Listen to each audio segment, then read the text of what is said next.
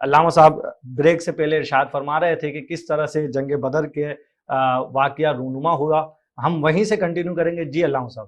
جی، تو پھر محبوب علیہ السلام نے جب ان سے پوچھا کہ کون کون قافلے میں شریک ہے، تو پھر انہیں نام بتائے، تو حضور نے فرمایا کہ لگتا ہے مکے والوں نے اپنے جگر پارے آج ہمارے پاس بھیج دیے، کیونکہ وہ تو اس چیز سے لا علم تھے کہ بھائی آج ہمارے ساتھ کچھ اور ہی ہونا ہے۔ وہ تو غرور کے نشے میں آئے تھے نا کہ آج تو ہم مسلمانوں کو جو ہے صفحہ ہستی سے مٹا دیں گے اور آج ہم وہاں پر جو ہے راج کریں گے اور ہم ان کو سبق سکھائیں گے، لیکن تقدیر میں کچھ اور ہی لکھا ہوا تھا۔ محبوب علیہ السلام نے جو ہے وہاں پر مسلمانوں کی صف بندی کی، ٹھیک ہے، اب ماحول تو بن چکا تھا کیونکہ ادھر سے وہ بھی ہٹنے کو تیار نہیں تھے اور مسلمانوں کا جذبہ شہادت بھی عروج پر تھا، اور یہ آپ اندازہ لگا لیں کہ کس طریقے سے اب محبوب علیہ السلام نے صف بندی کی۔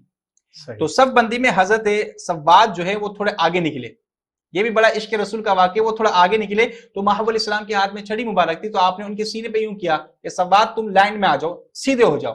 فرمایا یا رسول اللہ مجھے چھڑی نے تکلیف کی تو لہذا میں قصاص چاہتا ہوں۔ تو صحابہ نے کہا کہ تو رسول اللہ سے قصاص چاہتا ہے، مطلب کسی سے کہ تو بدلہ چاہتا ہے تم سے؟ فرمایا ہاں۔ فرمایا ٹھیک ہے۔ حضور نے فرمایا اس کو کچھ مت کہو، کہا کہ تم بدلہ لے لو۔ فرمایا یا رسول اللہ جب میں نے آپ نے چھڑی لگائی تو اس وقت میرے جسم پہ کپڑا نہیں تھا، لہٰذا آپ بھی کپڑے ہٹائیں۔ تو محبوب علیہ السلام نے جو حضرت عمر جلال میں آ گئے لیکن آپ نے ان کو خاموش کرا دیا، فرمایا اس کو لینے دو بدلہ۔ تو محبوب علیہ السلام نے اپنا کپڑا مبارک ہٹایا تو انہوں نے کیا کیا، حضرت سواد نے جا کے حضور صلی اللہ علیہ وسلم سینہ مبارک اپنی سینہ مبارک سے ملا لیا، تو چومنے لگ گئے۔ فرمایا سواد بھی کیا کرتے ہو؟ فرمایا یا رسول اللہ مد مقابل جو ہے دشمن ہے، اب زندگی موت کا بھروسہ نہیں ہے کہ جنگ میں جاؤں واپس نہ ہو، تو چاہا کہ جنگ میں جانے سے پہلے حضور کا سینہ مبارک کو چوم لوں۔ تو یہ صحابی رسول کا جذبہ شہادت تھا۔ تو اب محبوب علیہ السلام نے جو سب بندی کی، اس کے بعد سب کو بتایا کہ اس طریقے سے یہ جانا ہے، اس طریقے سے یہ جانا ہے۔ تو اب جنگ کا باقاعدہ آغاز حضرت عمر رضی اللہ تعالی عنہ کے جو غلام تھے، مہجا نام تھا ان کا، یہ سب سے پہلے جو غزوہ بدر کے اندر شہید ہوئے۔ انہوں نے یہ یہاں سے نکلتے ہیں، جنگ کا پہلے ماحول ایسا ہوتا تھا کہ ادھر سے ایک آتا تھا ادھر سے ایک آتا تھا، اس طریقے سے جنگیں ہوتی تھی۔ پھر اس کے بعد یک بار کی جو ہے سارے کے سارے حملہ آور ہو جایا کرتے تھے، تو ہر اسی طریقے سے کچھ یہاں سے آئے کچھ یہاں سے آئے، وہاں کے کفار مارے گئے اور یہاں پر بھی کچھ مسلمانوں کی جو تقریباً 14 کے قریب جو ہے شہادتیں ہوئی غزوہ بدر کے اندر۔ تو اب جب یک بارگی انہوں نے حملہ کر دیا تو اب سب کے سب گھتم گھتی ہو گئے۔ تو اب محبوب علیہ السلام نے اللہ کی بارگاہ میں ہاتھ اٹھا دیے اور آپ اب دعا کرنے لگ گئے۔ اس زار و قدار آپ دعا کر رہے ہیں کہ آپ کی چادر مبارک جو ہے آپ کے کندھے مبارک سے نیچے گری۔ حضرت سیدنا ابو بکر صدیق رضی اللہ عنہ چادر کو اٹھایا اور آپ کے کندھے مبارک پہ رکھا۔ فرمایا یا رسول اللہ بس اتنا ہی کافی ہے کہ اللہ آپ کے ہاتھ جو آپ کے ہاتھ اٹھتے ہیں بارگاہ خدا بندی میں، اللہ ان کو کبھی جو ہے خالی نہیں لوٹاتا۔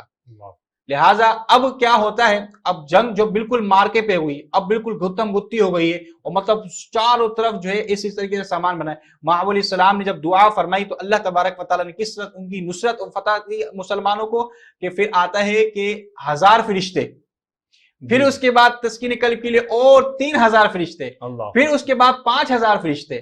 اب اس جنگ کے اندر سراقہ بن مالک کی شکل میں شیطان بھی آیا ہوا تھا، کیونکہ سراقہ بن مالک کی شکل میں شیطان آیا ہوا تھا۔ انہوں نے مشورہ دیا تھا کہ اس طریقے سے جو ہے ہمیں جنگ لڑنی ہے۔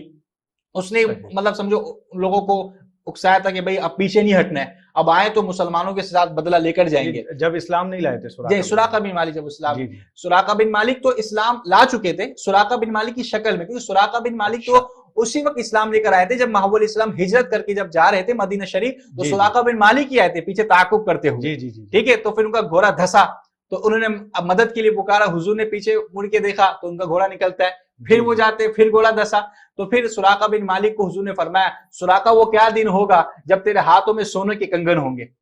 تو فرمایا یا رسول اللہ مجھے امان دیجئے کہ جب اسلام پھیل جائے مکے میں آ جائے، تو ان کو ایک امان دی گئی تھی کہ بھائی یہ اسلام لے کر آ چکے تھے۔ پھر فتح مکہ والے دن باقاعدگی سے انہوں نے جو دکھایا، اور پھر محبوب علیہ السلام نے جو فرمایا تھا کہ تیرے ہاتھ میں سونے کے کنگن ہوں گے، اور جب ایران جو فتح ہوا تو سونے کے کنگن لائے گئے، تو پھر حضرت سراقہ بن مالک کو پہنائے گئے۔ ویسے مرد پہ سونا حرام ہے، مسئلہ یاد رکھیے گا، مرد پہ سونا حرام ہے، لیکن محبوب علیہ السلام صاحب شریعت ہیں، آپ جس کو جو اختیار دیتے وہ اختیار مل جائے گا۔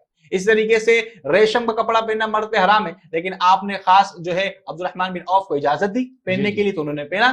تو آپ جس کو جو اجازت دیتے تو آپ اللہ تبارک و تعالیٰ کو یہ اختیار دی، یہ اختیارات مصطفیٰ بھی آپ کو یہاں پہ بتا چلوں کس طریقے سے اللہ نے آپ کو اختیار دیا۔ حضور تاج الشریعہ فرماتے ہیں نبی مختار کل ہے جس کو جو چاہے۔ سبحان اللہ۔ تو آپ دیکھیں کہ کس طریقے سے محبوب علیہ السلام نے ان کے لیے سونے کو جائز قرار دے دیا اور ان کے لیے جو ریشم کو جائز قرار دے دیا۔ تو بہر کیف تو یہ سراقہ بن مالک کی شکل میں جو ہے یہاں پر شیطان آیا تھا۔ اب شیطان تو لازمی بات ہے اس نے دیکھ لیا آسمان سے اترتے ہوئے فرشتوں کو کہ کس طریقے سے جو ہے 1000 فرشتے، 3000 فرشتے، 5000 فرشتے مسلمان کی نصرت کے لیے آ رہے ہیں، اور کفار کہتے ہیں ہمیں معلوم نہیں ہے کہ کہاں سے تلوار آ رہی ہے، وہ قدوم حیزوم کی آواز آ رہی ہے، جبریل علیہ السلام اپنے گھوڑے کو آگے بڑھاتے ہوئے، اور مسلمان ابھی سے تلوار اٹھاتا کفار کی گردن کٹ جاتی، کیوں؟ کیونکہ فرشتے کاٹ رہے ہوتے۔ اب جب انہوں نے یہ لشکر دیکھا، سراقہ بن مالک کی شکل میں جو شیطان وہ تو وہاں سے بھاگ گیا، اس نے تو ساری حقیقت دیکھ لی۔ اب جب دیکھا کہ بھائی کفار جو بری طریقے سے مر رہے کٹ رہے، اب وہ بھی بھاگے، پیچھے پہ ہوں، اب سب بھاگے۔ تو محبوب علیہ السلام فرمایا کون ہے جو خبر لے کر آئے گا ابو جہل کی؟ فرمایا یا رسول اللہ ہم نے دیکھا اس کو معاذ و معوذ 2 بھائی ہیں، انہوں نے اس کو جو ہے مارا ہے، چھوٹے بچے ہیں، عشق رسول ہے، پوچھتے ہیں بچوں سے بتاؤ کہاں ہے وہ ابو جہل جو ہمارے محبوب کو گالیاں دیتا ہے، آج اس کو ہم چھوڑیں گے نہیں۔ بچوں کا عشق رسول دیکھیں کہ کس طریقے سے ان کے عشق رسول ہے کہ ہمارے حضور کو جو ہے جو جن کے اوپر گستاخیاں کرتا ہے اس کو ہم چھوڑیں گے نہیں۔ حضرت معاذ معاوی پہنچ گئے اس کو مارنے کے لیے، اس کو ٹھیک ٹھاک اس کو مارا۔ اب جب وہ مرنے کی حالت میں تھا تو عبداللہ بن مسعود رضی اللہ تعالیٰ عنہ صحابی رسول ہیں، بڑے جن کو تو صحابی رسول ہیں، جن کو جو معلم الامہ کہا گیا ہے، جب ابو جہل مر رہا تھا اس کے پاس میں سینے پہ چڑھ گیا، اس وقت بھی اس بدبخت کا غرور تکبر دیکھیں، وہ کہہ رہے ہیں کہ ہائے افسوس کہ میں کسان کے ہاتھ مروں گا، میں ہائے کسان کے ہاتھوں مروں گا، اتنا غرور تکبر اس کا۔ پھر اس کو جو ہے اس کی گردن کو کاٹا گیا، اور پھر محمود علیہ السلام کو بتایا گیا یا رسول اللہ ابو جہل کو بھی جو ہے ختم کر دیا گیا ہے۔ تو محمود علیہ السلام آئے اور پھر آپ نے جو اللہ اکبر اللہ اکبر اللہ لا الہ الا هو الحی القیوم پڑھا، اس کے بعد فرمایا یہ میری امت کا فرعون تھا، جی یہ میری امت کا فرعون تھا۔ سب سے زیادہ تکلیف تو اس نے دی تھی نا، کیونکہ کفار مکے میں جو ہجرت کرنے پہ مجبوری بھی سمجھو، جب پس منظر دیکھے تو ابو جہل ہی تھا، سردار یہی تھا، بڑے بڑے کفار اس میں مارے گئے، عتبہ بن ربیعہ مارا گیا، امیہ بن خلف مارا گیا۔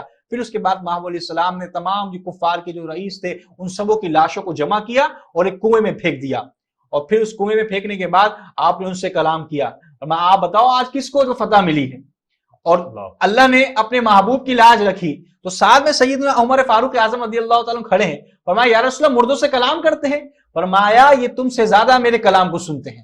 اچھا جی، تو اسی آیت سے اسی حدیث سے پتہ چلا کہ سماع موتہ کا جو مسئلہ ہے کہ مردے نہیں سنتے، کچھ لوگ عقیدہ یہ کہ مرنے کے بعد کوئی نہیں سنتا، ٹھیک ہے، تو اس سے یہ ثابت ہوتا ہے کہ کفار کے بارے میں حضور نے فرمایا کہ تم سے زیادہ سن رہے ہیں، اپنی بے بسی کو دیکھ رہے ہیں نا کہ اللہ نے کس کو نصرت فتح دی، کس غرور کے اندر یہ لوگ نکلے تھے مکے سے، اور اللہ تبارک و تعالیٰ نے ان کے غرور کو مٹی میں ملا دیا، اور کس طریقے سے اللہ تبارک و تعالیٰ نے ان کو جو پسی کی طرف کر دیا اور وہ واصل جہنم ہو گئے۔ تو یہ پورا پس منظر تھا غزوہ بدر کا جو میں نے آپ کو بتایا۔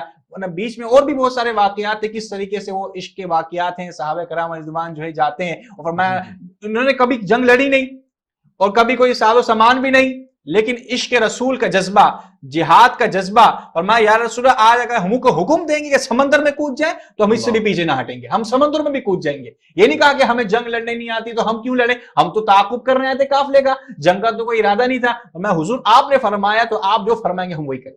اللہ اکبر اللہ اکبر، نبی کا حکم ہو تو ہم اتر جائیں سمندر میں، جہاں کو محو کر دیں نعرہ اللہ اکبر سے۔ اور ناظرین محترم، غزوہ بدر میں جو یہ گستاخ ابو جہل قتل کیا گیا، اس سے متعلق شاعر مشرق فرماتے ہیں کہ قسم کھائی ہے کہ مر جائیں گے یا ماریں گے ناری کو، سنا ہے گالیاں دیتا ہے یہ محبوب باری کو۔ تو ناظرین محترم یہاں مختصر سا وقفہ لیں گے، غزوہ بدر کے حوالے سے گفتگو جاری ہے۔